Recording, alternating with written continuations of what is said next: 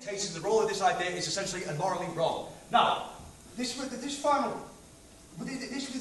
will finally come once all other manners have been exhausted. So, for instance, liberal trade-offs, sort of economic prosperity, sort of acceptance of the world stage, that was when we were going to do it. It's not simply as a sort of switch like that. There will have to be certain stages and movements and progression up until the point where we were willing to assassinate. And finally, once this dictator had been assassinated, we would offer the country that we have been, that the dictator has been in, we would offer no thank you. We would offer them support. We would offer them sort of acceptance, all these kind of things. So we're not simply going to assassinate their leader and then leave them in a power struggle. Because quite frankly, we could all admit that would be cruel, evil, and let's face it, just wrong. Right, so why do we need to do this? Well, we already know that dictators are not the most rational human beings in the world. They're not the most chilled out person who are willing to act on the world stage. They're not the people who are willing to sort of listen to sort of bargains, listen to the UN, listen to NATO, like, oh well, we'll do better trade-off tariffs, because quite frankly, they're not interested. They want to be isolated from the world stage. And that is why, no thank you. And that is why we get to the point where we can't actually rationally talk to these kind of dictators, and we can't actually save them, and we can't actually sort the things out, because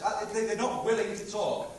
Now, why should we actually assassinate dictators? Because we know for a fact that with dictators, they actually take advantage of the population. They are not representing the will of their people. They certainly do not care about their people in the way that we would perceive it. They don't have a sort of a degree of welfare. They don't believe in sort of representing their views. Essentially, a dictator is only representing his own personal views. Now, if you want an example, we're going to look at the example of North Korea. Now, Kim Jong-il, God rest his soul, and now he's going to be on Kim Jong-un, our great leader. Our great leader is quite simply, he has mutilated the population. He's destroyed them. He's made them economically weak. He's forced them into constant different forms of work that is ultimately at the detriment to the population. Now, surely, we are a liberal democracy. We are someone that prides ourselves on the sense that we have these great sort of welfare systems, we have all these great different things, and we pride ourselves on the fact that we have all these champion of the individual rights. Now, why do we not have a moral obligation in the same sense to ensure that another country has those similar rights? Surely, as a liberal democracy, surely as a Western democracy that's civilised, as prosperous, do we not have an obligation to care about the rest of the people in the world? Do we not have an obligation to care about others? And quite frankly, what people say is it's cruel, and what the people say is cruel to assassinate one man. Well, it's not cruel to watch one man mutilate and murder and destroy his entire population. Right. So, let me go on to my final point.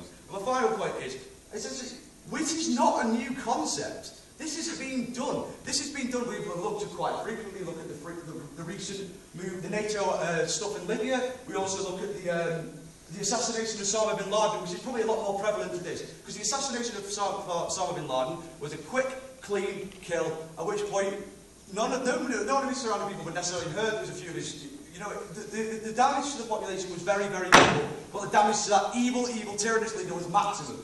Now, so why?